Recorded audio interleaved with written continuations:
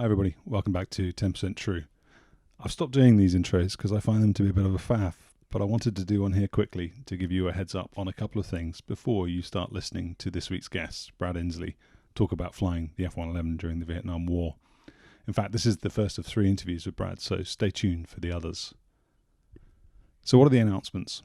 Firstly, because of factors beyond my direct control, I've not been able to record the concluding interviews with Marco McCaffrey and with Stinger, but rest assured they'll come soon.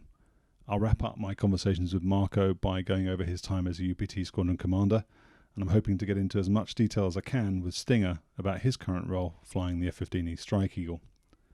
Secondly, I have some fantastic guests booked in for June, and they include General Dave Deptula, who was one of the chief architects of the Operation Desert Storm Air War, Nick Pope, who ran the Ministry of Defence's UFO desk, and he now operates as a freelance subject matter expert in unexplained aerial phenomena, and Mike Napier, a former RAF Tornado IDS pilot who's now also a successful aviation writer. I've got 4 more guests penciled in for July, but I'll share news of those when confirmed. Thirdly, and finally, I now have a Discord channel, thanks to Scotty Lee. Thanks, Scotty. I post my forthcoming interviews there and have an active program of inviting questions for me to ask my guests on your behalf. So I'll put a link in the description. Take a look, head over, say hi, and check out the Ask Me Anything channels, and you'll be able to post your questions there. Anyway, that's enough from me. I'll leave you with Brad. Enjoy. Brad, thanks for coming on 10% True. It's great to speak to you. Good to speak to you, too. So Brad, you are, it may embarrass you, but maybe not too much of an exaggeration to say you're Mr. F-111. You're the high time F-111 guy. Are there any Wizzos who have more time than you? No, most of the Wizzos have actually less than 3,000, but I think there are a few that have about 3,000. And you're 5,000 and something? Yeah, 5,056.9. I looked that up. But we had one pilot get 4,500, and somebody told me that the Aussies, there was an Aussie that was past me, but when I went to the closing ceremony in 2010 in December, I met him, and he only had like 3,700 hours, so okay. He wasn't that close. Can we talk first a little bit about the TFX program, and then we'll talk a little bit about the F-111 going into Southeast Asia? So I know you've said to me you flew the aeroplane in Southeast Asia in 1972. So there's a little bit of history prior to that you may not have had first-hand experience of. But for anybody who's wondering what the F-111 is and how it came about, why it was what it was, do you have any views on the TFX program and how the F-111 came to be? Yeah, the McNamara wanted to bring one airplane to fill all roles for the Air Force and Navy. And he was going to make an interceptor and low-level interdiction, as well as a Navy airplane. And he was forced them all on board. The first design competition that they had, nobody had a decent design. So the Air Force and Navy decided that General Dynamics and Boeing had acceptable or good possibilities to work from. So they went, had a second round of designs, and they determined that they were not acceptable, but they liked the Boeing design the best, both the Navy and the Air Force. So they sent them both back to refine their designs. And when they came back the third time, once again, they decided they weren't quite what they wanted. But again, they thought Boeing had the best design. So the fourth design came in, and the Navy and the Air Force both selected Boeing to build the TFX, a Tactical Fighter Experimental. And McNamara said, no, we're going to go with the General Dynamics design, and his rationale was that they had more in common. And of course, they tried to build the B model for the Navy, and they never could get it light enough for the carrier. And that's why they went actually with a side-by-side seating because it allowed them to shorten the nose on the airplane. But they ended up canceling the Navy program, and they went with Grumman for the F-14, and they actually allowed them to build an airplane that was better for air-to-air because of the twin tails. They found out that the 111 would depart controlled flight above about 25 degrees angle of attack because of fuselage blanking of the tail. And the 111 got at least 50% of its lift from the fuselage as opposed to the wings. So that's why the F-18, which has fuselage lift, the F-15, which has fuselage lift, all went with twin tails. And the 111 really didn't stall. It just yaw diverged because it was still getting lift, but it would lose directional control, and then it was just about impossible to recover from a spin. So we were kind of limited to, they like to keep you at 18 degrees angle of attack, but I've seen 22, 23 degree angle of attack, and the thing was still flying okay. Test pilots I talked to said anywhere above 22, it could depart depending on the stability of the air. Anyway, after they built it, the first airplane, when they tried to fly it, they couldn't get the engines to go to full mill power because compressor stalling. And they had to put translating cowls on it. Wouldn't get enough air in the engine to get full power. And anything below 100 knots, the translating cowls would slide forward to get more air in. And they had a splitter plate to keep the boundary layer air from coming into the intakes, just like the F-4 did. The later airplanes, the FB, the E model and the D model and the F model all went with blow-in doors. They moved the intakes out 4 inches on each side. That allowed them to get rid of the splitter plate, and they had doors that sucked in on the side of where the translating cowls would normally get the proper amount of air.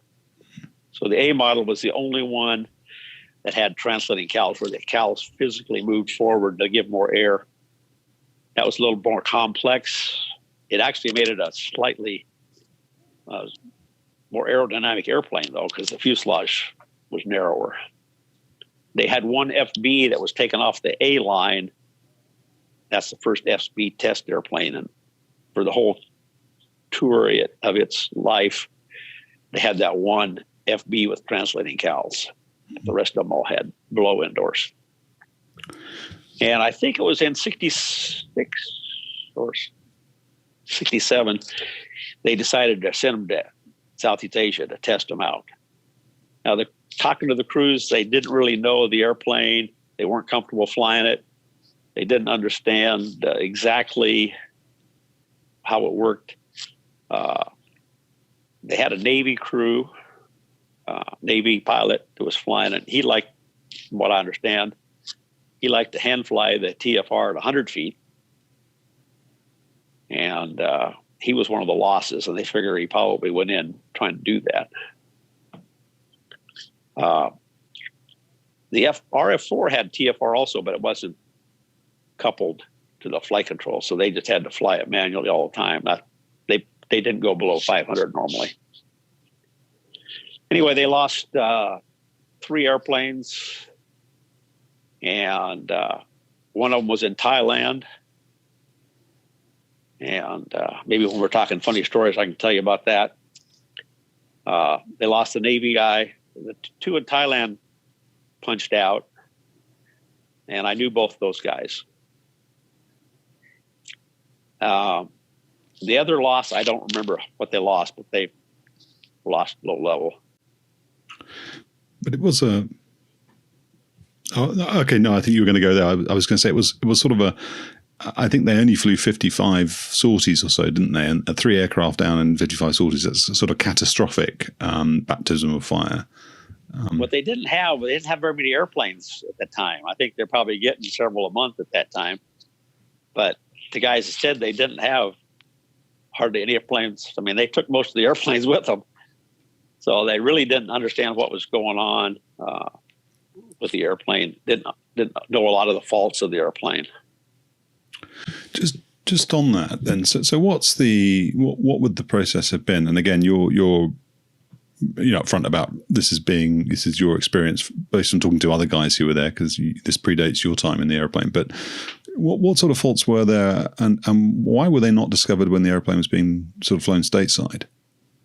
Well, like the one that went down in Thailand, actually, some servo on the tail was not made properly, according to specs, apparently.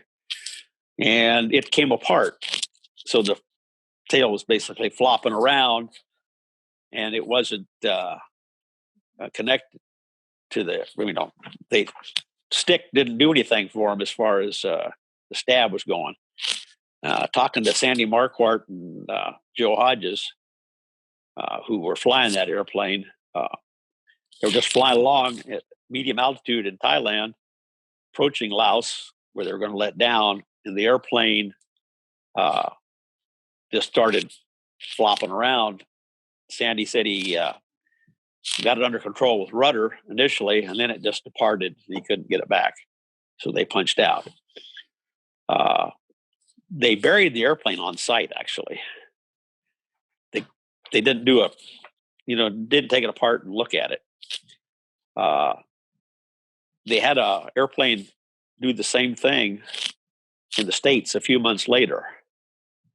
And they were able to recover all the parts, and they found out what happened. So they went back and dug up their airplane, because they buried it, dug it up, and found, once they knew what they're looking for, they found the same cause. So they grounded the airplane, so they got it fixed.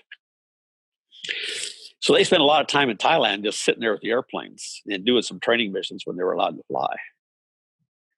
But they didn't only fly, I think 55 combat missions sounds about right.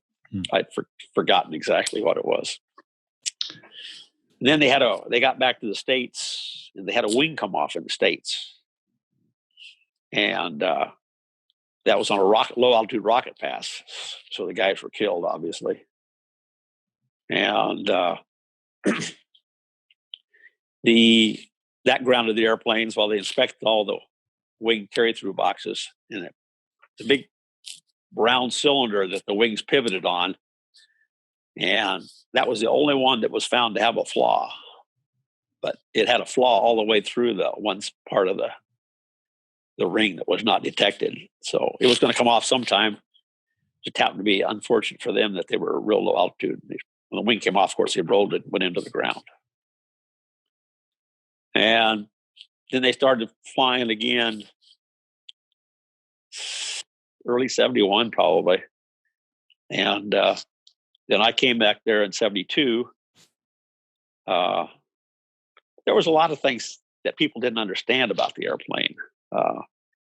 They lost one in 68 or 69 to aft fuel distribution.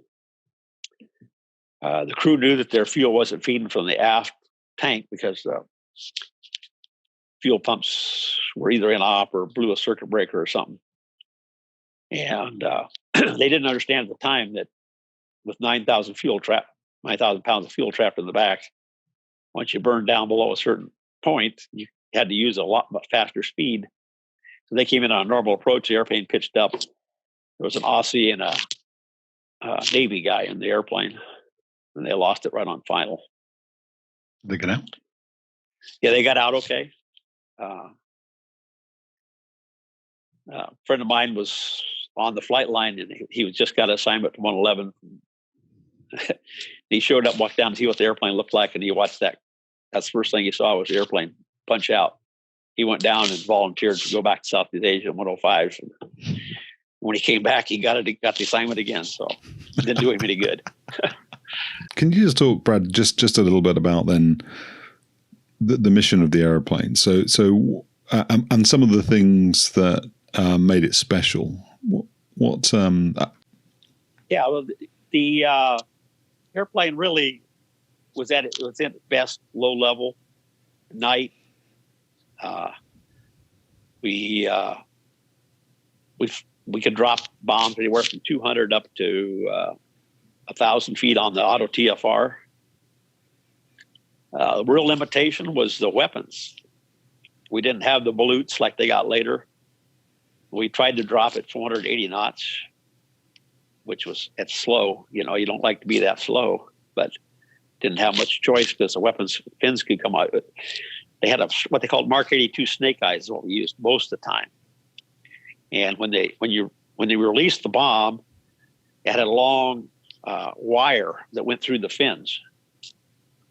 And when the bombs fell far enough away that the fins wouldn't contact the airplane, then the fins would blow open. If you're going too fast, the fins could break off. So I think the fins were limited either 500 or 480, and they wanted us to drop at 480 maximum. And it's possible we lost one airplane to that downtown. They were either fragged by their own bombs or they got shot. We don't know. They were hitting the railroad depot right downtown. Though that crew actually got out.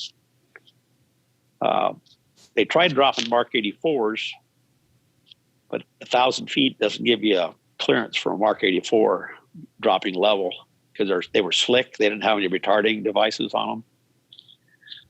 So they had to do a climb above 1,700 feet, and the bombs come off, and you had to do a maneuver to get back down again. Because get 1,000 feet above, you're starting to get into where they can see you with SAMs and stuff. And we lost one crew doing that, and that was the last time we dropped them. We had lots of problem with them not going off too, I guess, from some of the guys. They dropped their bombs, they didn't go off when they hit the ground. So they were all scared. I bet. Was the idea then, particularly around that deployment to Southeast Asia, sending the airplane there, that it was some kind of precision striker? I mean, it was going to operate on its own, not part of a big formation, which was what you'd have with the F-105s and the F-4s. Yeah, I tell you what, when we got there, we were getting targets. I remember my first target was military barracks. It was empty military barracks, target of no military significance. And we're going, why are we risking our lives to get these targets? Well, really all they wanted us to do was force the Vietnamese to shut the lights off, because they were running around with lighted trucks at night because nobody could bomb them. And when we started showing up, they started doing that. And then they found out we could actually hit something. So they started giving us better targets. And in Linebacker 2, from the 18th of December on, we were hitting, after a couple nights of B-52 losses, we started hitting SAM sites, airfields, things like that, communication centers, to try and give the B-52s a better chance of survival. And on Christmas Eve, I remember we didn't have very many sorties, but all of them were against SAM sites or airfields, trying to put them out of action for the B-52s. Can you talk about the process then of at night going in and striking with precision that kind of target? How did you do it? Well, normally we flew every other day just to give you a rest between, a chance to plan the target. And we would go in, decide how we wanted to strike the target, what defenses they had. Then we would do some coordination with other crews if we were going similar targets with similar DOTs. We didn't want to run over each other. We initially started letting down at the Vietnamese border, but we found that was just wasted fuel and exposed you more. And I guess we lost an airplane on the first night, Linebacker 1, when we got there. They tried to do a record for deployment to employment. They had crews stationed along the way to move the airplanes on. They flew 14 hours to Guam and then Guam to Tockley, and they had crews already planned missions there. they took off, and we lost actually our most experienced crew in our squadron, or most experienced pilot. He had been in the first one, the first deployment, and the other crews, several of them came back and said we almost hit the ground, and it had to do with raindrops. Were attenuating the TFR and the attack radar just go blank. So anyway, we started getting in closer because they really didn't have any threats outside the Delta except air to air, and normally they didn't bother us. And we'd either normally if you're in the Delta itself, we would attack usually west to east or east to west, depending on which you felt most comfortable with that day. This is linebacker 2 mostly, because linebacker 1 we kind of didn't get right downtown. Of course, a lot of crew coordination, train following radar, but the WISO had just as important a job, because they're looking at the terrain, make sure you're not getting you can tell on the scope whether you're going to clear something or not. The E-scope was had an etched line, and you had to keep the terrain below that. And of course, you had clearance setting planes from 200, 300, 400, 500, 750, and 1,000. And you had soft, medium, and hard ride. Hard ride was really disturbing. I mean, it was disorienting, I should say. Soft ride, on the other hand, was ballooning a little bit. So almost everybody used medium ride. And the threats, we always figured the ground was the biggest threat, because we discovered the TFR blanking that first night.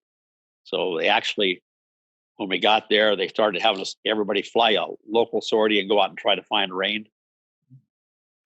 And so you could experience it. And I actually, on a combat sortie in North Vietnam, we actually had that happen to us. Can you describe what that is? So you said it's attenuating the radar. So is it the rain making the radar think that it's solid ground right ahead of it? Well, actually, it makes the radar think there's nothing ahead of it. It's like you're over water or sand, desert. The TFR, as long as they had returns, it didn't care what the radar altimeter said. And it would, well, I shouldn't say, it did, but not. So it would go, your scope would go blank, and it would revert to the radar altimeter to give you the altitude it wanted. And so when you get that scope blanking on both scopes, you've got no ground returns. So it's going to the radar altimeter. And guys were, we're getting 25, 50 foot on the radar altimeter, and when they're pulling. Happened to us. We were the first crew to run into the thunderstorms. They had thunderstorms overhauled all of North Vietnam, basically. And we were TFing in the mountains, and we were actually at the lowest point along the route, and the highest point along the route was in front of us. And we just got scope blanking instantly. So we pulled the nose up, lit the afterburners, and we popped out of the clouds at about 15,000 feet. Well, I know that the mountain, when we popped out of the clouds, the mountain peak that we were worried about was right in front of us, just barely above it. So we were pretty close. And we were pretty slow at that point because we were climbing as fast as we could. We considered jettisoning the bomb, so we didn't do it. We attempted to continue to the target, but we couldn't see the ground on our attack radar, so we couldn't do a terrain following letdown. And so we turned around, hit an alternate target, called back to the command post and told them that probably ought to cancel the flights. And a couple other people had the same problem. Interesting thing about that to me was we got almost to the delta and we never got any enemy radar indications. So I guess they couldn't see through it, look at us, as we couldn't see look at them. But basically, a lot of communication between the two crew members when you're low level. One interesting thing, we did a lot of crossing the Red River north of Yen Bai, which was, well, like kind of at the north end of Thud Ridge. You're familiar with the trough area there. And there was one AAA gunner that always fired. And we kind of used him as a reference point to make sure we were on course. Really? So every time a 111 would go by, yeah, okay, he's about 10 miles south of us, so we're in good shape. He shot all the time. That was visual, or sort of audio or sound aimed. I don't know what he was using, but as soon as we 111 would get close, he'd start shooting straight up, and it's like he's way over there, but we could see him. Yeah, we're about the right place. And are you using? Was there an INS in the airplane to help you navigate? We had an analog INS, and you had to hand set every coordinates. We only had one offset capability, and that soon became obvious limitation for us. And while we were over there, they came up with a mod and brought them over and started modding the airplanes. I think we had 6 offset capability after that. They put a little box in there, and you could load the offsets before you took off. And then you could, you still had your offset manual one on the INS. So, and you had to, each turn point, you had to sit there and run the things to the next one.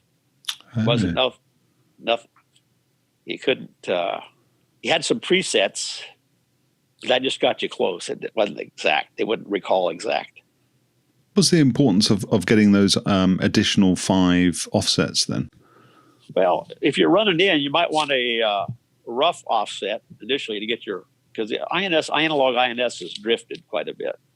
Ours were better than anybody else's, but they still had a tendency to drift. So they depended on radar updates as you went along. So if you only had one offset capability, you either had to, sometimes we'd make an offset along the route, but usually we wanted like 2 or 3 offsets in the target area. One to get you, make sure that you knew you'd see for sure. That was large. Kind of a gross update.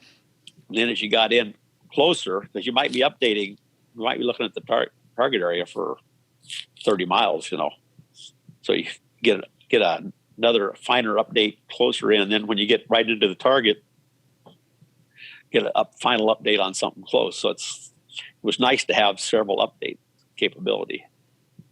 It was all manual. We're sitting there cranking. And so we normally just set our one offset in on the ground because it's dark in the cockpit and everything. Of course, later on, they had all kinds of the digital mods for the other airplanes got a lot more offset capability, and you could pre-program it. But the A model was pretty basic. It was a step up from the F4 because you could update it. You couldn't really update the INS and the F4, I guess, too much. Go over, if you're right over the top of a point, you could update in 111 also. And if you had an identifiable point and it was daylight, you could fly to it, hit update, everything would run back so that you telling it that's a good update. So it's a busy cockpit then, and yeah, it was pretty busy. Yeah, and first thing you did when you got the enemy territory is you turned off the lights.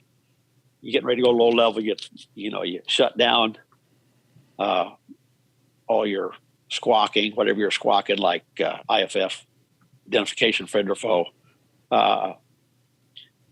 We would set up the ECM the way we wanted it.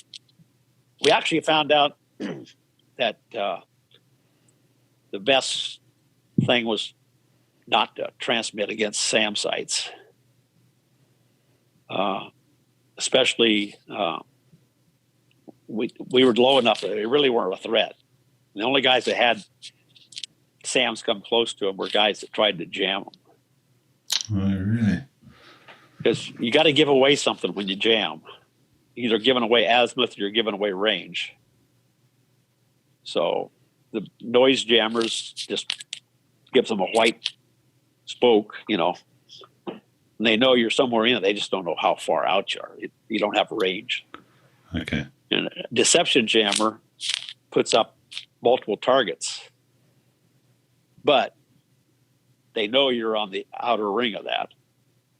You can't make anything go. You can't get false targets further away than you are. You can get them closer, but you can't get them further away, at least in those days.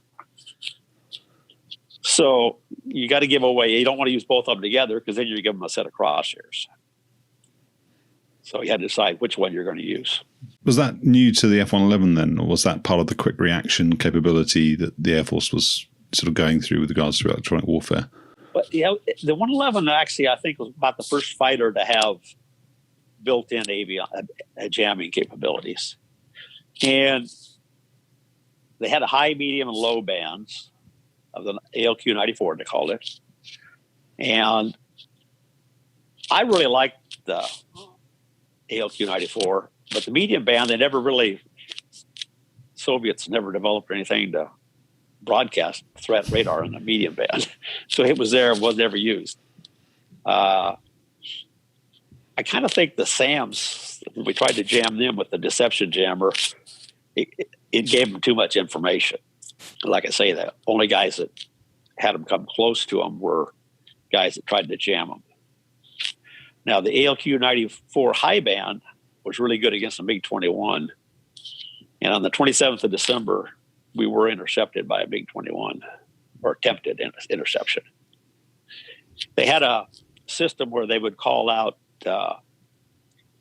bullseye, Blue Bandit, bullseye 270 at 35 miles, I think is the call that day. And I looked at the map, and we had bullseye was Hanoi. And we had a map, and we put east, west, and north, south lines on it, and then we put rings on it. I looked down, that was our exact point at that point. I looked up, two MiG-21s went this way, but you couldn't tell what airplanes they were. All you could tell is they ran around with their lights on so their own people wouldn't shoot them. So one of them turned on us and got a lock, actually. And the 94 high band just started speaking to him, and you could see it walk him off the scope.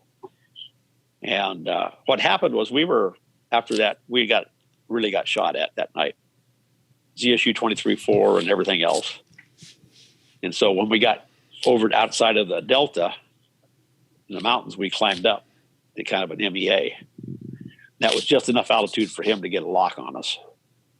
So we just re-engaged TFRs and went back down. And when the ALQ-94 dropped him off, we were already low level again, so he wasn't a threat anymore. Wow. He just happened to be at the right place at the right time to get a chance at us. How do you think he saw you if you were lights out? I think probably radar. Probably picked us. They probably steered him on us radar-wise, and then he picked us up with his radar once he turned on us. Okay. Wow. And why were you being shot at so heavily that night then? It was December 27th. We were headed to Fujian Airfield. We came from east to west so that we would be pointed home when we didn't have to fly back around through any defenses other than what was in front of us. Just a lot of people interested in shooting people. Somebody started shooting, everybody started shooting, And it was kind of interesting. I'd never really seen it. They say we got shot at all the time, but it was awful close that night. And someone told me beforehand that if it's coming at you when you see it fired, you're okay. But it was coming awful close because if they're shooting at you, you're going to be gone when the bullet gets there. Never felt any we had guys feel the concussion of the shells going by the airplane. I never felt any of that or anything. Some of the guys were just shooting too big of guns to really be a factor. 85 millimeter, that's for high altitude stuff. You can kind of tell by the frequency of the rounds what caliber it was. But the ZSU 23-4 was impressive. That's a 23 millimeter quad mount with a radar. We didn't have anything to jam them. They were in the J band, and we didn't have anything to jam them. I think that's right. Anyway, we didn't have a program to jam them. And were they illuminating you then? So they were tracking you.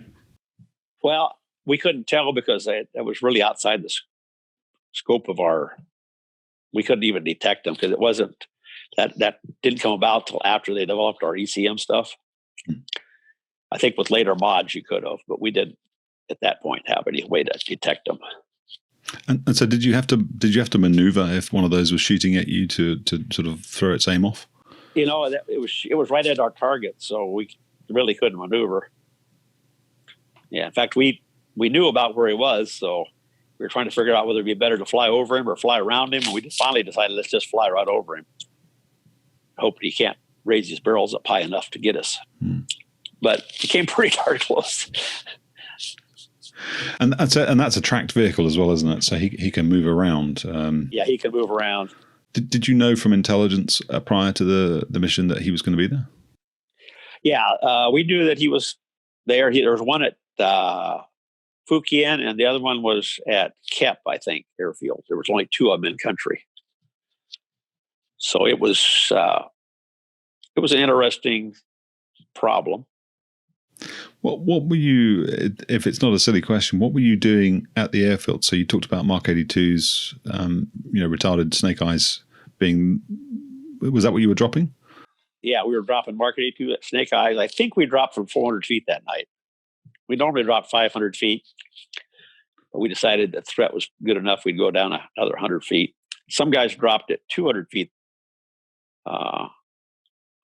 right downtown.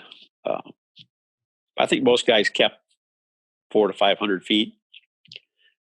But all of our guys that got hit and flew airplanes back got hit with AK-47 rounds. Really? So we were just talking about that on the internet. A bunch of us somebody started a conversation with our group about the first 6 sorties and expanded into the whole time we were over there. And we went out to an airplane one night that had an AK-47 round in the tail feathers of the engine. And they tried to get it out and actually got the tail feathers all screwed up, so we had to go to a spare airplane. Wow. So, low level wasn't the only thing we did over there. We did a lot of medium altitude stuff too.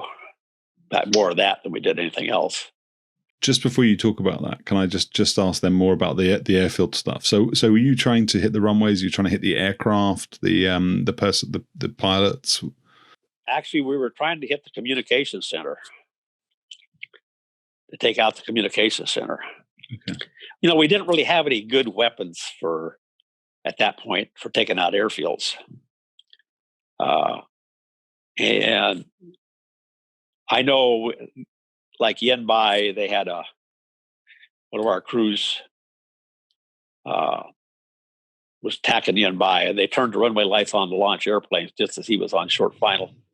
So he lined up right down the center line and dropped his bombs on the airplane, mostly just fighting it, but could have got an airplane at the time. We don't know that for sure, but they did give us credit for closing down all the airfields. And one of the big 21s, I think it was, the pilot had to bail out. He didn't have a place to land. Really? Okay. So, and so from a pilot's point of view, it is dark, notwithstanding sort of cultural lighting or them turning the runway lights on. What's the experience then of those bombs coming off the airplane? That's something that you can't actually see. I mean, I'm presuming you couldn't see the communication center. No, we couldn't see anything. We just had to do the best we could. When we first got there, that's another thing. We didn't have a radar film of the area, so they had what they called predictors, radar predictors, and they would draw up a prediction of what your target and your offset would look like. And they weren't very good at it initially. But once we got some radar film, they were able to draw better predictions. Because so this is part of your mission planning. So you're trying to visualize what you're expecting to see on the radar scope when you point the radar at a piece of ground. What will it look like to help the wizard identify it ahead of time? Okay. Exactly. The Lakenheath crews, one of them updated on what they thought would be a really noticeable pier from a radar prediction because they had no radar film again. And when they switched over to target with the pod, where they're visually looking at the target, they were nowhere near it. And they found out later there was another pier that was a ways away, and it showed up loud and clear, but the one that they thought would show up great didn't show up at all on the radar. So that's the kind of thing we ran into, and they kind of learned what would show and what wouldn't show as they got better. They got more radar film back to see how their predictions matched what was actually there. So with regards then to so you've said that those weapons needed you to be at 480 knots max, otherwise the fins would come off. But famously the F-111 is very, very fast at low level. Were you using that speed for the rest of the trip? Were you supersonic? We didn't. We had one crew drop Mark 84 supersonic. I don't know if they hit anything or not. But normally we didn't want to use afterburner because that just shows them where you are. So as soon as the bombs came off, we would put the throttles in military power and just see what we'd get. And about 590 was all the A model would get low level like that without afterburner. The D model, that's one thing. When I went to the D model after flying A's and E's, I was surprised that the mill power you can get over 600 knots pretty easy. The F model, of course, I've had guys tell me that they saw over 1,000 knots low level. So you got one guy said he got 1,010. Another guy said all I ever saw was 986. So wow, still fast. Yeah, they were fast, and nobody ever would let us set any records with a 111. So nobody knows how fast they go. That was political. I think it was not political so much as it was the powers that be at Tactical Air Command didn't want to promote the 111. A lot of them didn't like it for some reason. Okay. And they wanted a single seat, single pilot airplanes. And McNamara forced them to get a two place airplane. So anyway, they made several proposals to try and get set records. Nobody would ever approve it. I know supposedly the F model, they took it up to Mach 3 once. And of course, they did a lot of damage to the airplane. I don't know if you know it or not, the airplane had no speed limit. Yeah. It was all temperature limit, yes. Yeah. You could go 153 degrees for 5 minutes with a max 214C. So if you got to 214C, you had to slow down. And was that the canopy temperature or the inlet temperature? No, it was had a lot to do with it's aluminum instead of titanium. Okay. Because they used aluminum honeycomb, and that was just going to melt on you. If you get going, leave it too hot too long. Yeah. So we've gone off on a bit of a tangent, which is my fault, really. But before we get back to talking about medium level bombing in Southeast Asia, that Mark III, I don't want to call it a story because you just said it happened. But do you know the people that flew that Saucy? All I got told was that it happened. I've been told that by a couple of F model guys, but I have no firm proof of that. So, okay. All right. Okay. That's all hearsay. Noted. They said it came back black, burned all the paint off, did some damage to the airplane. That's what they told me. Really? Do you know why they did it? Somebody just told them to go see if they could do it, and they'd accept the consequences. Wow. That I don't know if you know it or not, but the F model had 42% more thrust than the A model. A models were 18,000, and the F model had 25.3. But they were pressing the edge of the envelope there, and the airplane's spent a lot of time single engine. Really? The engine would come apart, and they kept tuning them back, trying to make them more reliable. Probably would have been a good idea to go with F-100s like the F-16s had at 23.8 or something. One of the problems we had over there was the radar altimeters were one of the weak links. And a friend of mine died, they're pretty sure, because the radar altimeter was frozen at 500 feet. It had a fail passive. In other words, the altimeter would freeze at 500 feet, and you wouldn't get any warning. And then if you decided to select a lower clearance plane and there was no radar returns, such as land, you're over water. Well, they like to egress over water all the time, which I didn't like that, because the Navy's out there and they're good. So anyway, they went feet wet all the time, and their airplane washed up at Da Nang, I think it was, about 30 days later. And they could tell that they had hit the ground, they hit the water at a shallow angle, such as a TFR would give you. So you get no returns over water. It switches the radar altimeter. Radar altimeter says you're at 500 feet. The set clearance plane on the TFR says you want to be at 200 feet, so it just starts a shallow descent trying to get 200 feet. And that was a mod they made a mod to that quite a few years later, where it was a fail active, and the radar altimeter failed. It went to 0, and then you got to fly up, because the 68% clearance plane. TFR had, if you descended below 68% in the fighter versions and the 82% in the FB, it would give you a fly up, and then you could switch. If you think it's a TFR fault, then you could switch channels. The TFR, you had 2 of them, and try it again. And if they're both down, then you climbed out, went home. Why did the FB have a different limit? I guess that's what SAC wanted. I don't know.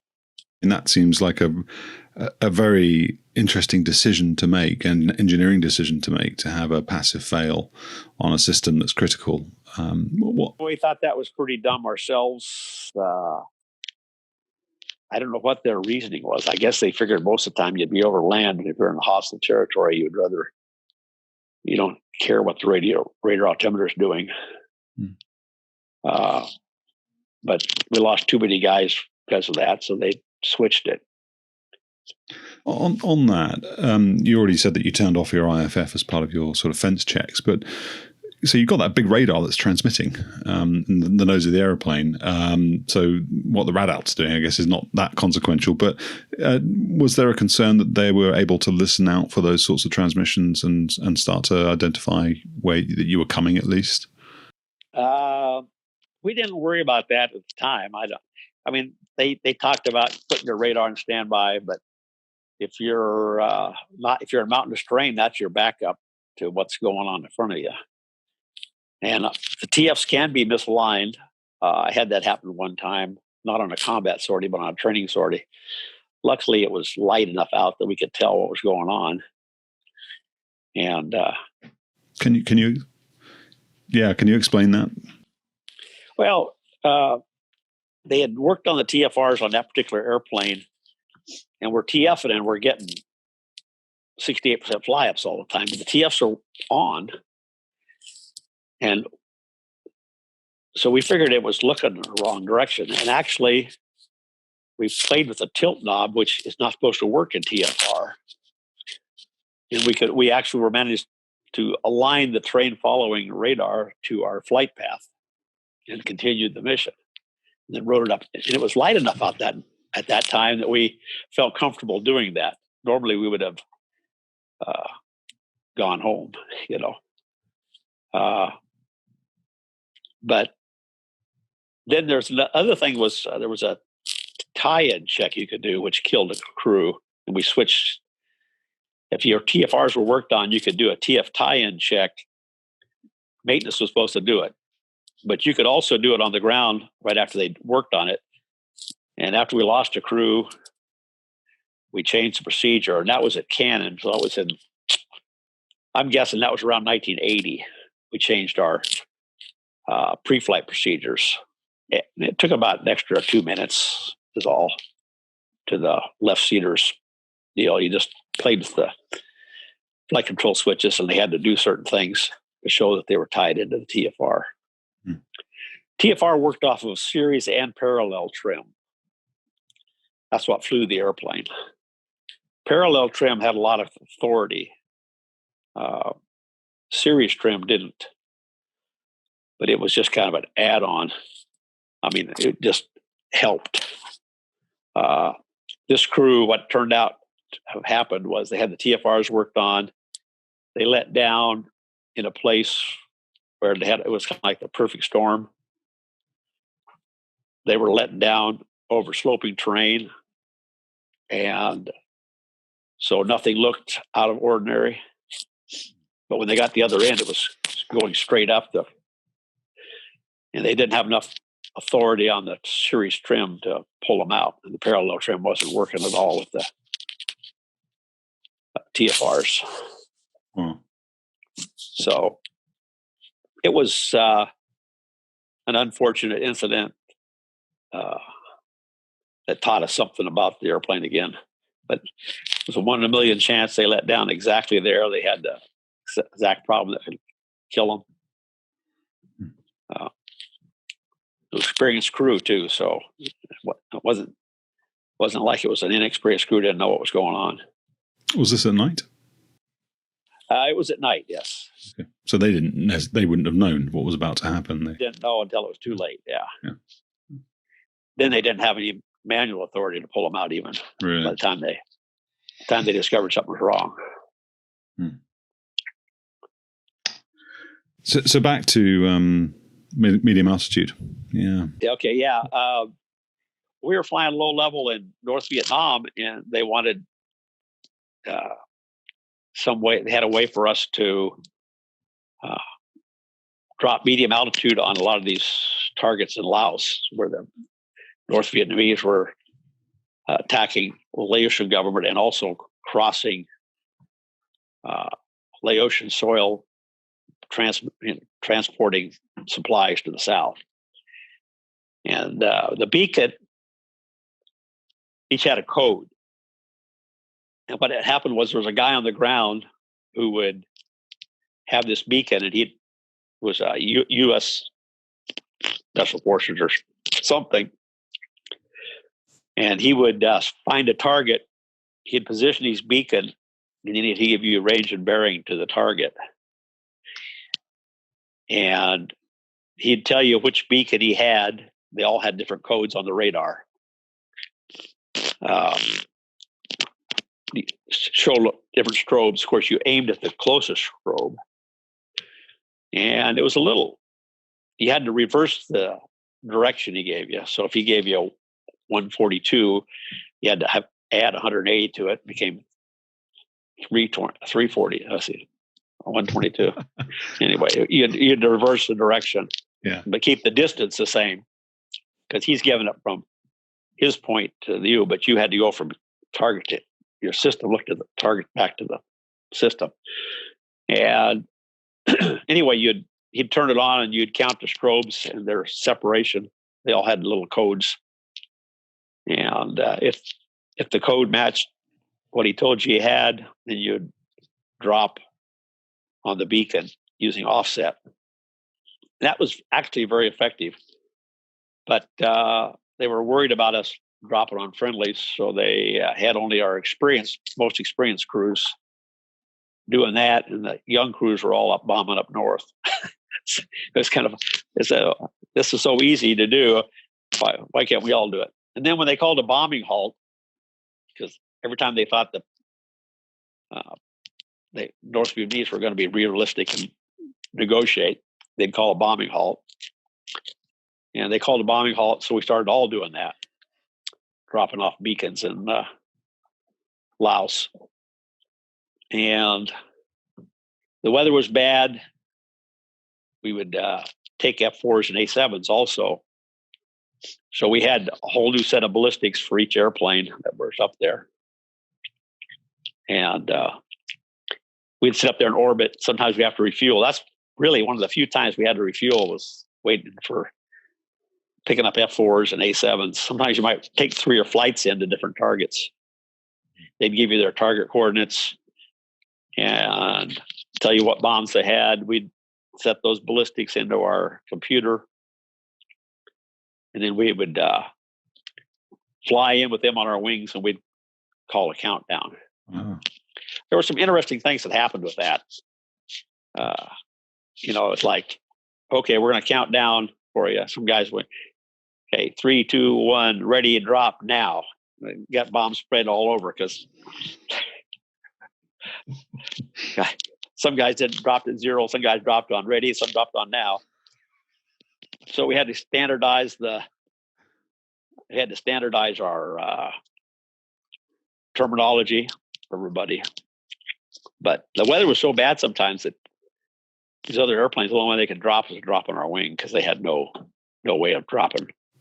So this was like an F-111's version of Sky Spot. I mean, that's... Yeah, exactly. Okay. Except it was more accurate, because, they're running you out on attack end and telling you when to drop off radar or something. What was your sort of circular error probable then? What was your sort of hit distance? Because you've got wind aloft, you've got sort of low altitude winds and all those variables. So even if you've got great ballistics...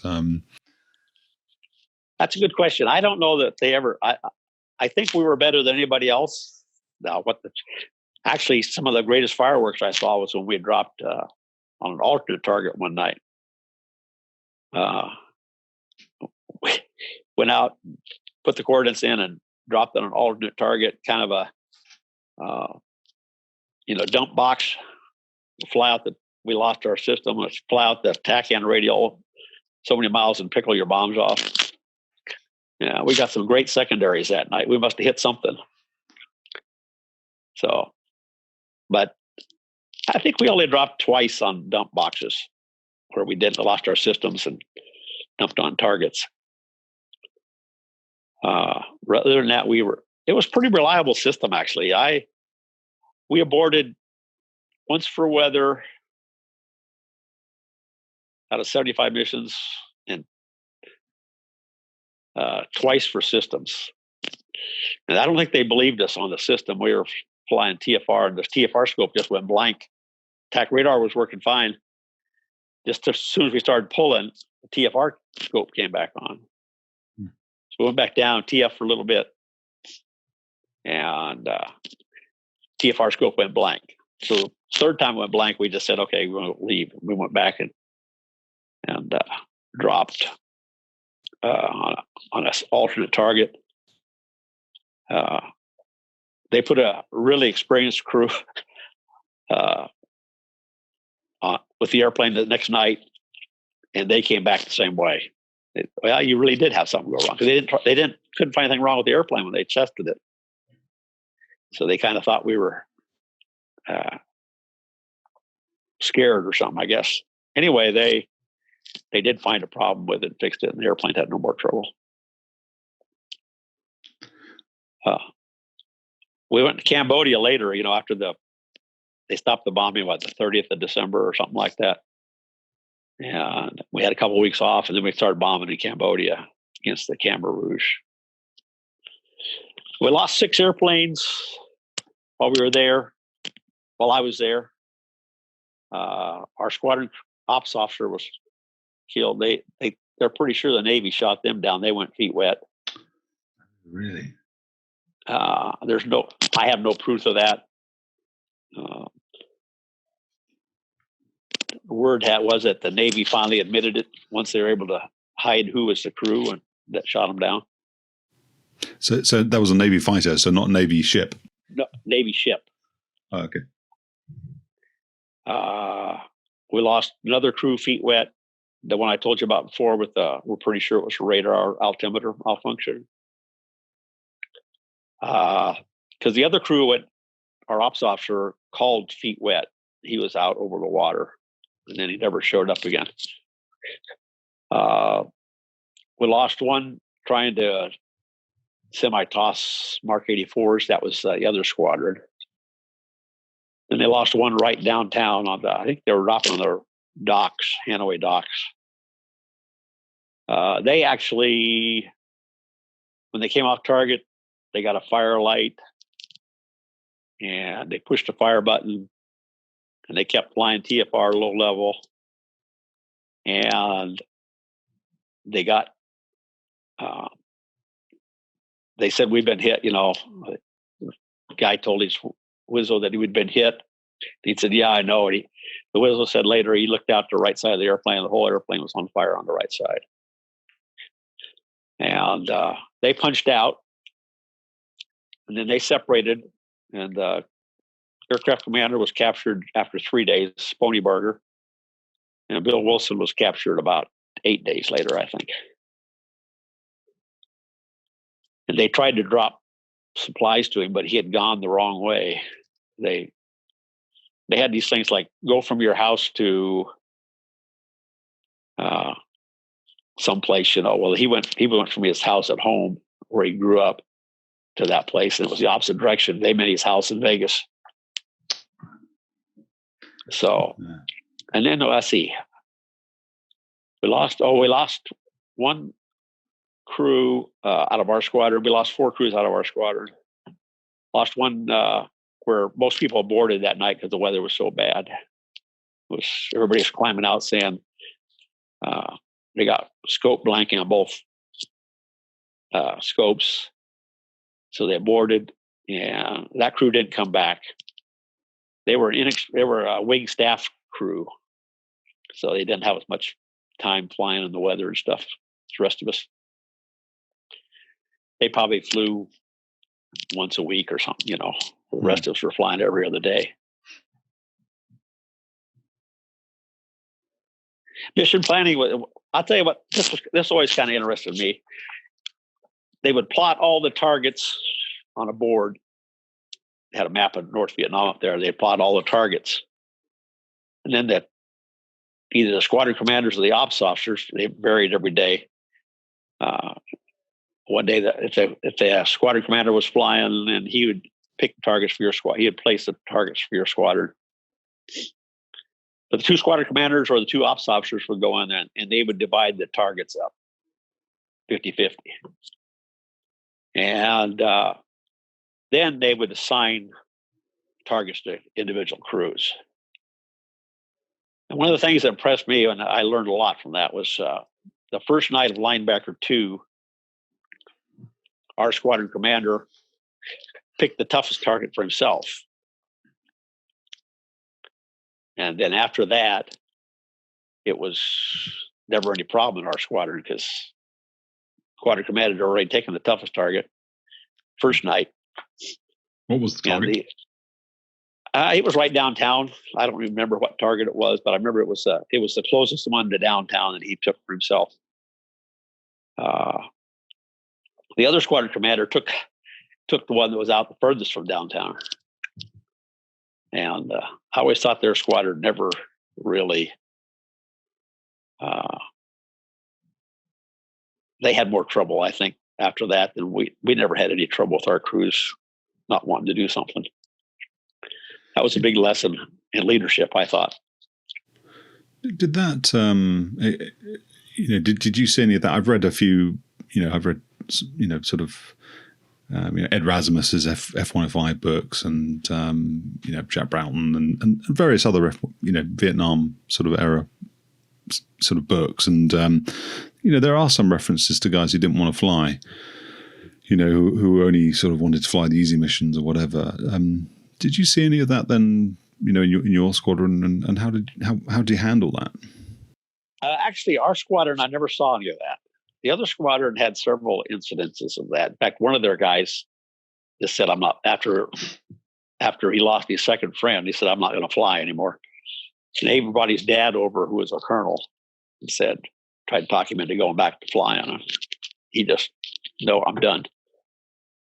There was a couple incidences that we heard about that where guys had INS failure, was reaching over and turning the INS off when the guy wasn't looking. Really? Or crew got sick. One of the crew members got sick whenever they had a really tough target. So, but that was kind of an interesting lesson too. I watched a friend of mine, he was gung-ho to go. He always liked to imitate John Wayne.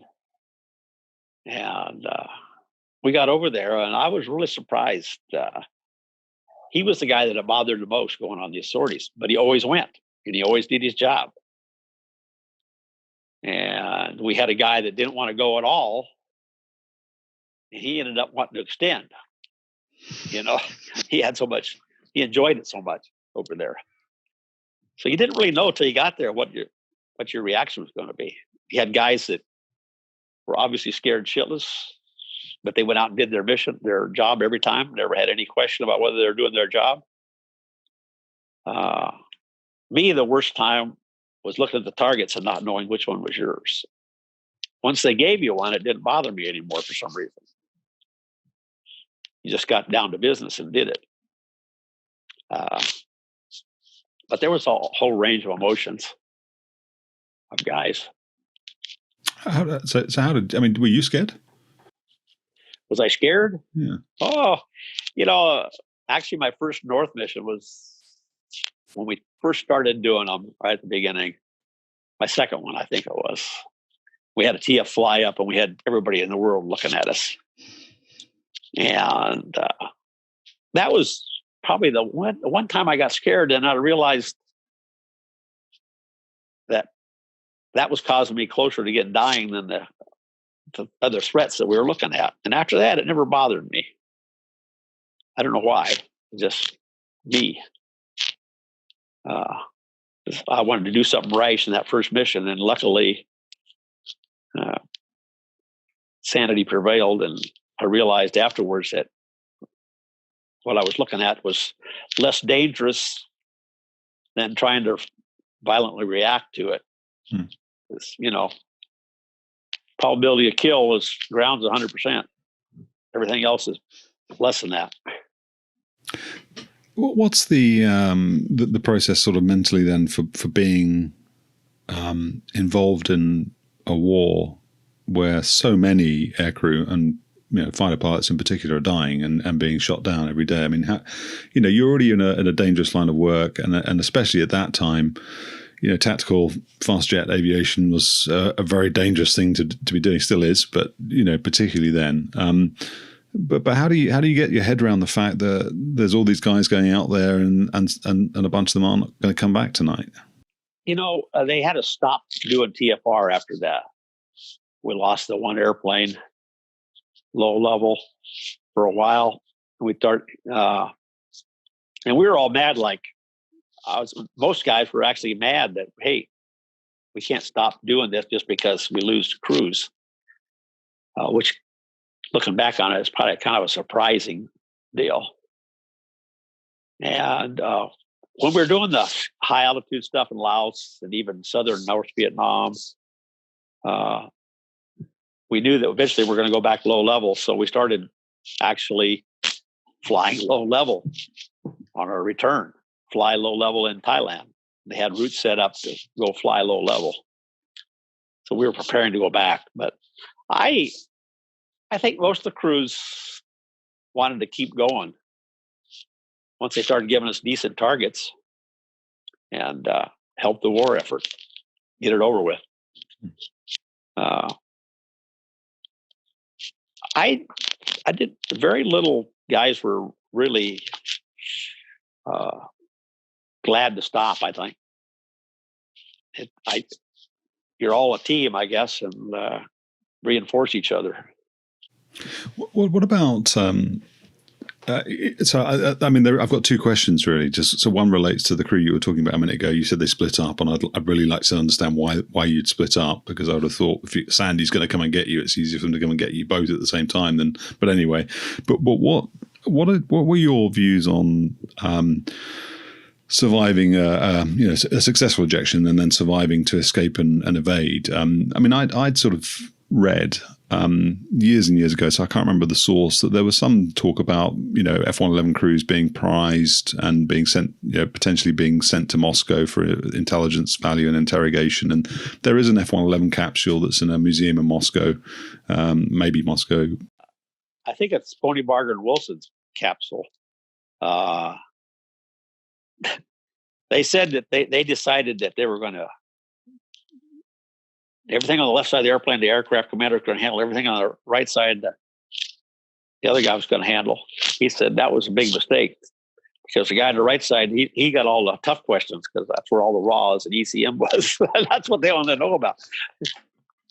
I don't know. The other guy's going, I don't know about any of that stuff. That's all him. Yeah. And so he had a pretty easy time of it. I don't think we had it.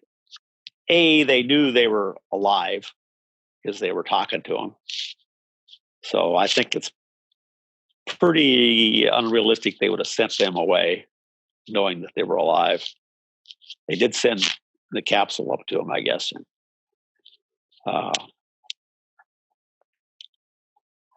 I really didn't feel like we had too bad of a situation if we ejected. If you eject on the Delta, you're probably not getting away, because there's just too many people looking for you. If you could get out a ways, you had a better chance. Wilson was actually reaching for the penetrator when they shot the helicopter up, and the helicopter had to fly away, and they crash landed in Laos, and the other backup helicopter picked them up and brought them back. So when we heard that the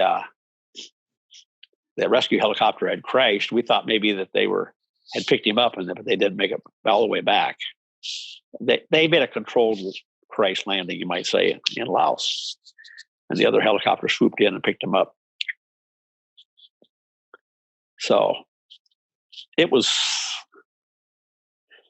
We never really gave it too much thought, I don't think. We all had we carried 38s, and the rescue people said, take tracers, and 38 probably ain't going to help you much for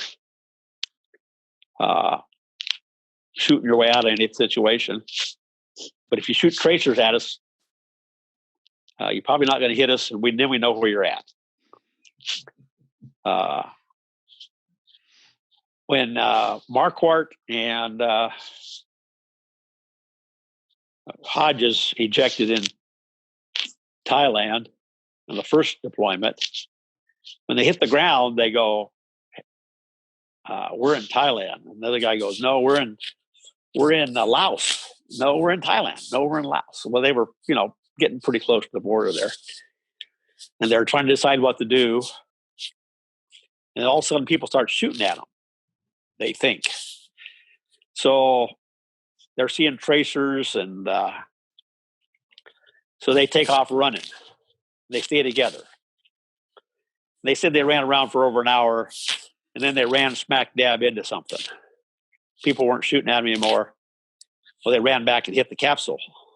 Ran a big circle. Came right back to the capsule. And anyway, pretty quick, a helicopter came in, and so they're sitting there with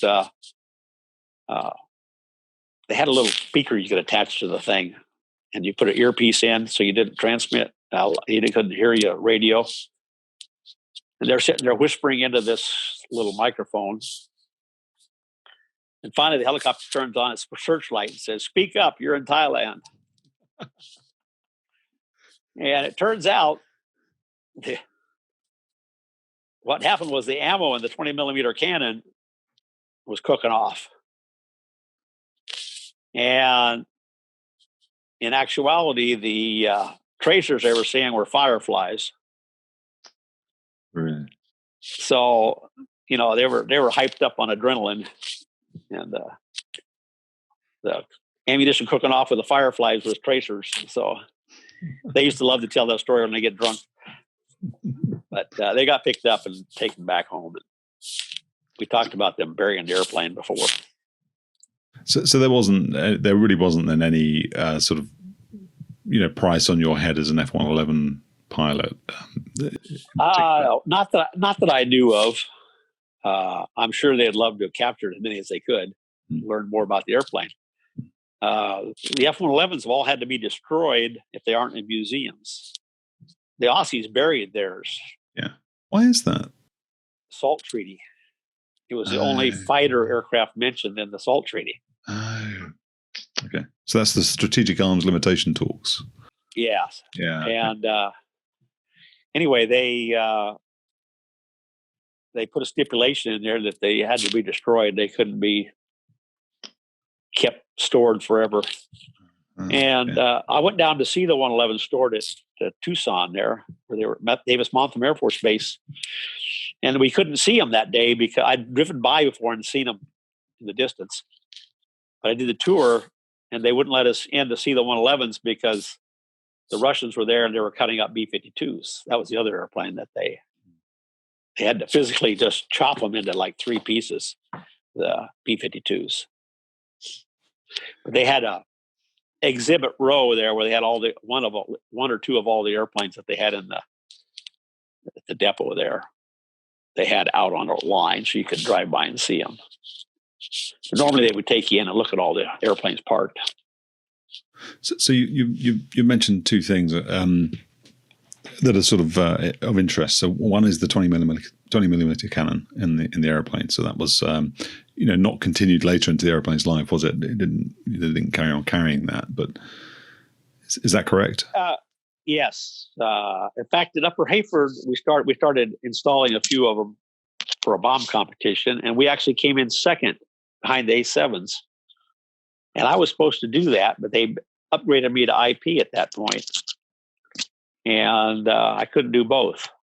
We were short of IPs. And later I was supposed to do a gun sortie. And we went off the airplane and it broke. So we went out and did a simulated strafing sortie with one that didn't have a gun in it. And then the next week, USAFE told us to take all the guns back out.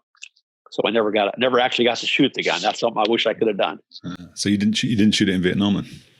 No, we had the guns in Vietnam, but we didn't use them.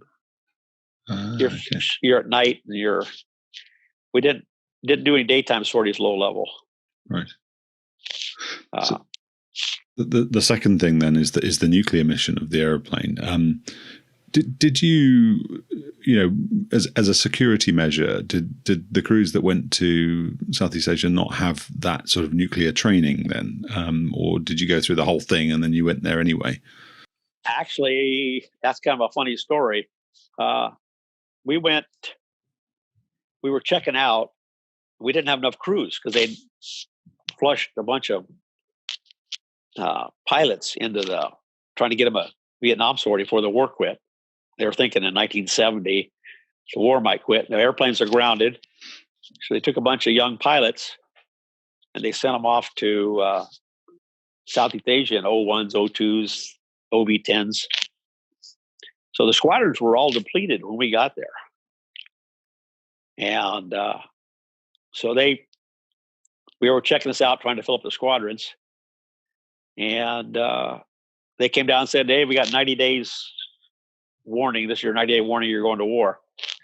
So they took as many mission-ready crews as they could out of 428th and put them in the 429th and 430th. And they designated anybody in your class, you're going to be, they took us, we're going to send anybody that wouldn't be ready in time to go, sent them to the 428th to check out. Well, my class was split in half. So they said, hey, We're looking for 3 volunteers. And if you don't volunteer, we're going to pick names. So, okay, I'm not volunteering. Who wants to volunteer to go get shot at, right? So, but if you tell me to go, I'll go. So I turned out to be number 4. And so the day after they picked, they came to me, my flight commander came to me and said, we really want you to volunteer to go. I said, why? Well, one of the other guys is coming in and begging on his knees not to go. He doesn't want to go. So I said, tell you what, you tell me to go and I'll go. I'm not volunteering. I said, I didn't know this was a volunteer organization. So they said, oh, okay, you're going. I said, okay, I'm going. So that's how I got involved. That's how I got in the first group, which I'm glad I did. Now, experience I'll never forget. And so we got paired with another guy that's in training, and they checked us out as quick as they could. And just before the 9 days is up, they said, oops, you're not going. We canceled it. So everybody started taking leave and headed out. My wife and kids flew to home to take a vacation because we hadn't been allowed to take any. And I had to go to a bomb commander school, which we learned about nukes for the first time. So we're in bomb commander school, and they're teaching us all about B-43s and B-57s and B-61s. We take lunch, and they go, it's back on. So they canceled bomb commander school. So I never went any nuclear training before, other than a half a day beforehand. And we packed up, and I checked out, and we checked out with another guy at that point. Came in and needed, one of our guys got appendicitis. He went home. He was on an airplane to go home, and he got appendicitis, and they had to carry him off the airplane. And so his crewmate needed to be checked out.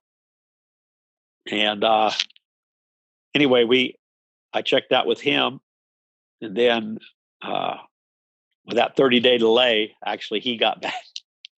He got back. He talked to squadron into taking him, and he went over. And we still keep in touch. But yeah, very limited nuke training at Nellis in the A model. You had to do the bare minimum, learn how to pre-fly them and stuff. Of course, you got to Upper Hayford, and then totally different situation. Well, we can hopefully talk about Upper Hayford in your next, in our next session. Okay, yeah, I got a funny story about my first time on alert there. Okay. Hold that thought. Yeah, I will do. So, Brad, how many hours did you have in the F-111 when you turned up? And we sort of skipped over a little bit of the less interesting detail, like where were you based? You were in Thailand. Was it? Tak Lee. We were over there the first time. Yeah, and that base had been closed. The F-4s had come in from Da Nang, I think, because they were moving airplanes out of South Vietnam. And the 49th Fighter Wing came into Tak Lee. And of course, that was a long way for them. Tak Lee was farthest base from North Vietnam. And they didn't have the legs to refuel pre and post. They moved them up to, I think it was a triple nickel. I think they moved them up to Udorn, which is closer. And we were taking them place. And one of the guys I went through pilot training was actually there when I got there. He was F-Force. We flew from Nellis to Hawaii, Hickam. And we were supposed to spend the night, a whole day in Hickam recovering. And then we're going to fly to the Philippines the next day. And we got off the airplane. We landed, crawled out of the airplanes. They told us first thing that we lost an airplane, one of our crews, Coltman and Lefty Brett. And they said, and you're leaving in the morning. And I had some friends in Hawaii, my roommate's family. So I had planned to spend the day with them. So anyway, we went out. She bought me a cake, some famous Hawaiian cake. It was coconut in the frosting. So I've got this whole cake, carried it onto the airplane with me. And never had having made a 11-hour flight before on an airplane without a bathroom. I brought along a 6-pack of Coke because I love Coke. I learned real quick you don't want to drink a 6-pack of Coke on an 11.5-hour flight. And you're in the airplane an hour before you take off. So you're really about 12.5 hours. We flew from Hickam to Clark. We got to Clark and they told us to fly out, I think like the 290 radial for 100 miles. Well, we've been flying for 11 hours. We want to land. No, fly out the radial. We went out there. We got out there and they had us hold. And turned out you couldn't land at Clark unless you had emergency fuel because they had a typhoon hit Vietnam and all the airplanes from Vietnam were diverting into Clark. And so they had people stacked in the holding pattern out there on the radial about from 10,000 up to 39,000 feet, I think. Wow. Finally, one of our guys declared emergency fuel and we went in, or declared min fuel, I think. We went in and we went through initial 3 times before we got emergency fuel. So initial, of course, you just come down, pitch out. We were in flights of 3. Well, actually, we had 2 3 ships flying the trail. So we called initial, came through. They told us to go around because somebody declared emergency. And third time we were all emergency fuel. So we all landed then. Just talk a little bit about the legs of the airplane, because I think it was the F-111 was the first fighter to be able to fly across the Atlantic under fuel, wasn't it? Yeah, they flew from. I can't think of the guy. Palmer, maybe. I talked to him actually one time about that, and they had weapons bay tanks. They took the gun out, put 2 weapons bay tanks in. They bolted on. They had wingtip extensions you could bolt on. Did they? Okay. And it made the wings the same as the FB wings. The FB wings were a 1.5 feet, 18 inches longer. Yeah. So they bolted those on, and they took off, and they were flying in trail with a tanker. They flew all the way across with a tanker. And he said that they were in the pre-contact position on the tanker all the way till pretty near landing because they didn't know if they were going to have enough gas. They landed at Paris for the air show. Okay. And they, I don't know how much fuel they landed with, but I think it was like 1,500 pounds, which isn't a lot for emergency fuel was 1,500. They probably were at just below emergency fuel. But he said they didn't know if they were going to make it all the way across. But they did, when they flew the E models to Upper Hayford, they were launching, I think they launched off the east coast of Canada, like Newfoundland or something. They flew all the way across. Because I talked to some guys that did it. I'm not sure if they had the wingtip extensions on or not. I only flew a few times with the weapons bay tanks. We had them. And we had a wing commander one time that said, if we're ever going to use these things, we need to practice with them. So we did it. But it gave you a real forward CG, center of gravity. So you had to empty them first.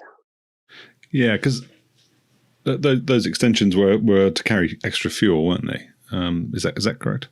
The wingtip extensions were just to give you more lift, more range. And it was, I guess they were pretty amazing. They got a fair amount of range out of those. But we would refuel off of Labrador, and we could fly all the way to Europe, all the way to Upper Hayford from there. without refueling again. You get a jet stream behind you, Coming the other way, sometimes it refueled quite a few times. So just finally then, I think just to talk about the Vietnam experience. You were obviously then a young guy, because we sort of skipped the whole sort of preamble talking about how you got into the Air Force. We sort of went straight to Vietnam. But how many hours did you have in the airplane? Funny thing, you had to have 100 hours to fly combat in the airplane. Well, you had about 80 when you got through training.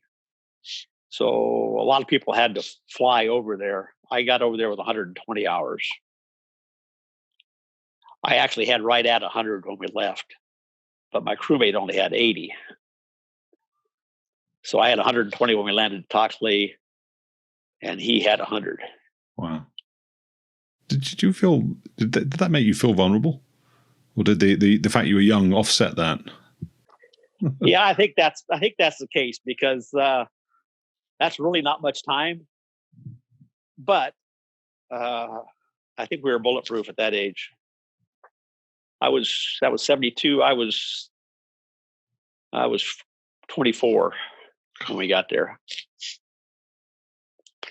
So, and I looked really young in those days. I don't look young now, but I remember I was on an airplane and we were getting ready to go. Two little old ladies sitting beside me, and they said, "You're in the Air Force?" I'm like, yeah. I said, "I'm just getting ready to go to Vietnam." And they go, "No." They just couldn't believe it. The other funny story that I had about that, I was the youngest guy in our group. When I say youngest guy, I was the junior lieutenant, data rank wise. And so I was the guy that would go pick up all the mail for everybody. So I run into the squadron on, I think it was a Sunday. And I ran in, grabbed the mail, and we wouldn't unlock the boxes. We just go around inside the mail room and pull them out the backside for everybody, So I'm in the squadron pulling the mail out for everybody. And I turn around and run into General Clay because I exit the room, mail room. "Oh, sorry, sir." And he's the only guy I saw. And I'm like, he looks at me and he goes, "You're not flying combat sorties for me, are you?" And about that time, the squadron commander stepped through the door behind him and said, "Oh, yes, sir. He's got the most combat missions right now." And he looked at me and he shook his head. I thought, I could just see him thinking, I'm sending babies off to war. But did you say you got 77 missions? Did you say, was that? I had 75. Our lead crew had 77, and they were both schedulers. And we had the most missions. And all of a sudden, we got set down for a couple of days. I wondered what was going on. Well, the schedulers wanted to have the most missions when we left there, so they ended up getting 2 more sorties than I did.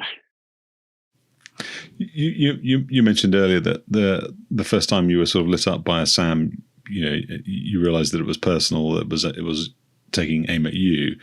Was that the most uncomfortable in those 75 missions that you were? Were there any other moments that really stand out to you as you would not want to have to do that again? Probably the most dangerous thing that happened to us was actually that time that TFRs got blanked out and we had to climb up.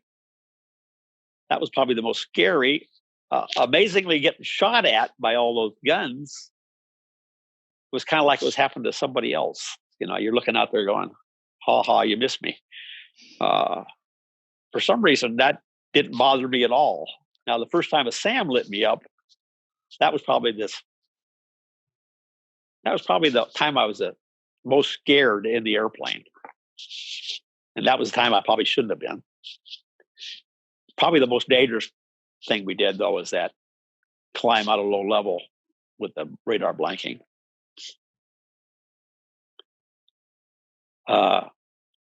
My daughter used to say, "Oh, I was worried about you flying even years later." And I said, And the old close of combat missions I was all worried about. I said, I've been closer to being killed in peacetime than I ever was wartime, probably. Really? Just near misses with airplanes and stuff like that. Well, I'm looking forward to exploring that with you. Okay. Absolutely. So final question, because it's typical me. I say last question, and I have more, but this is the last question. Then, what did you as a young guy then get out of the 75 combat missions? That time spent in Linebacker 2 and thereafter. What did you walk away from that experience with as a tactical aviator?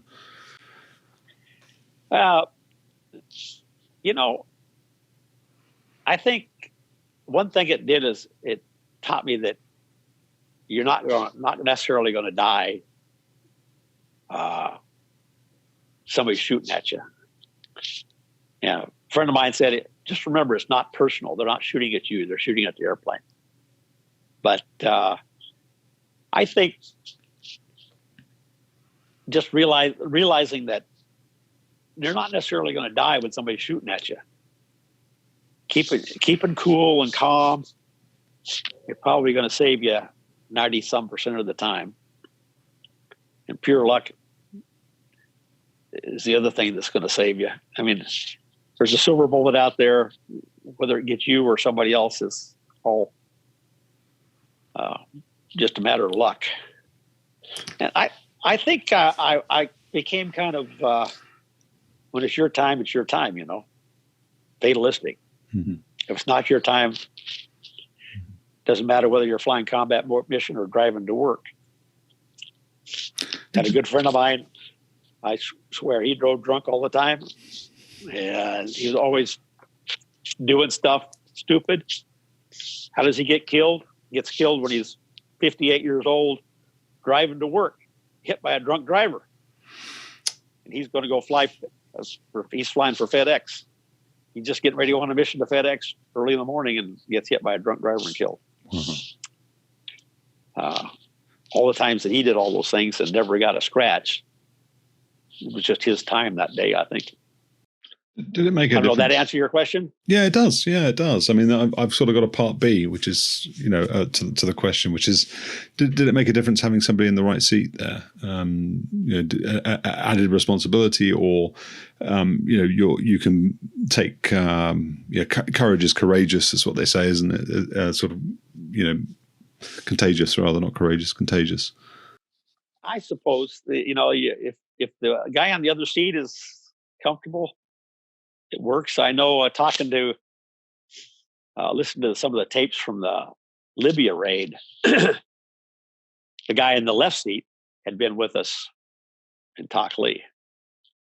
And the guy in the right seat's getting excited. And he's going, hey, I see all that. Just get your head back in the scope and do your job. And I think, and that's the guy actually that hit those 3 airplanes on the ramp. Once he got calmed down a little bit, somebody's sitting there going, "Worked all right. Go back to work."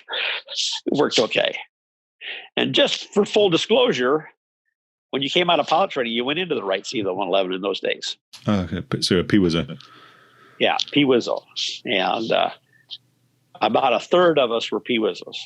Okay. And then we went back to Nellis, checked out in the left seat, and came back over. But the war had ended by then. But we just sat there and flew training missions until, just in case North Vietnamese broke the treaty, mm-hmm. which by the time they did, I was back over at Upper Hayford. Mm-hmm. And one thing interesting about arriving at Upper Hayford, we had a well-known 105 guy that was a Nellis when I was there. And can't think of his name right now. I just had it the other day. He was a squadron commander, and my squadron didn't send anybody to meet me when we got in. So he picked me up, and he knew me from Nellis. And he goes, "You're a captain." I said, "Yeah. Why?" He goes, "Well, never had a lieutenant flying left seat at 111s in Europe. And your order said, lieutenant. So they didn't know if they were going to let you fly or not." And I said, "Yeah, I made captain en route." So I made captain like a month before I got there.